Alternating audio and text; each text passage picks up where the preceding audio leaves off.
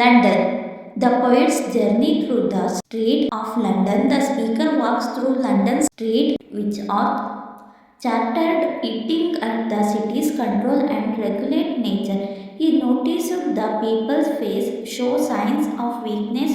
Blake hears the cries of men, women and children, all victims of social injustice.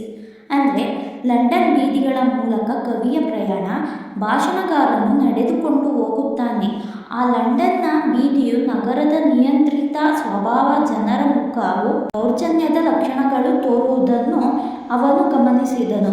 Black ಪುರುಷರು ಮತ್ತು ಮಹಿಳೆಯರು ಮತ್ತು ಮಕ್ಕಳು ಕೂಗುಗಳನ್ನು ಕೇಳುತ್ತಾನೆ. ಎಲ್ಲರೂ ಸಾಮಾಜಿಕ ಅನ್ಯಾಯದ ಬಲಿಪಶುಗಳು ಎಂದು ಹೇಳ್ತಾ ಇದ್ದಾರೆ.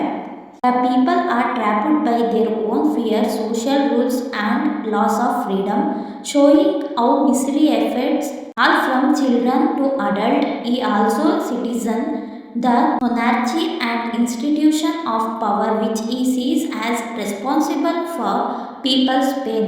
ಅಂದರೆ ಜನರು ತಮ್ಮದೇ ಆದ ಸಾಮಾಜಿಕ ನಿಯಮಗಳು ಮತ್ತು ಸ್ವತಂತ್ರದ ನಾಶದ ಭಯದಿಂದ ಸಿಕ್ಕಿ ಹಾಕಿಕೊಂಡಿದ್ದಾರೆ. ಮಕ್ಕಳಿಂದ ಹಿಡಿದು ವಯಸ್ಕರವರೆಗೆ ದುಃಖವು ಎಲ್ಲರ ಮೇಲೆ ಹೇಗೆ ಪರಿಣಾಮ ಬೀರುತ್ತದೆ ಎಂಬುದನ್ನು ಹೇಳುತ್ತಿದ್ದಾರೆ. ಅವರು ಚರ್ಚ್, ರಾಜಪ್ರಭುತ್ವ ಮತ್ತು ಜನರ ನೋವಿಗೆ ಕಾರಣವೆಂದು ಅವರು ಭಾವಿಸುವ ಅಧಿಕಾರ ಸಂಸ್ಥೆಗಳನ್ನು ಸಹ ಟೀಕಿಸುತ್ತಿದ್ದರು.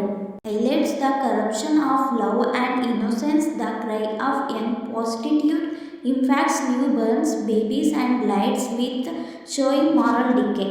ಬ್ಲ್ಯಾಕ್ ಪೀಪಲ್ನ ಪ್ರೀತಿ ಮತ್ತು ಮುಗ್ಧತೆಯ ಭ್ರಷ್ಟಾಚಾರವನ್ನು ಎತ್ತಿ ತೋರಿಸ್ತಾ ಇದ್ದಾರೆ ಮತ್ತು ನವಜಾತ ಶಿಶುಗಳ ಕೂಗು ಕೇಳ್ತಾ ಇದೆ. ನೈತಿಕ ಕೊಳೆಯನ್ನು ತೋರ್ತಾ ಇದ್ದಾರೆ.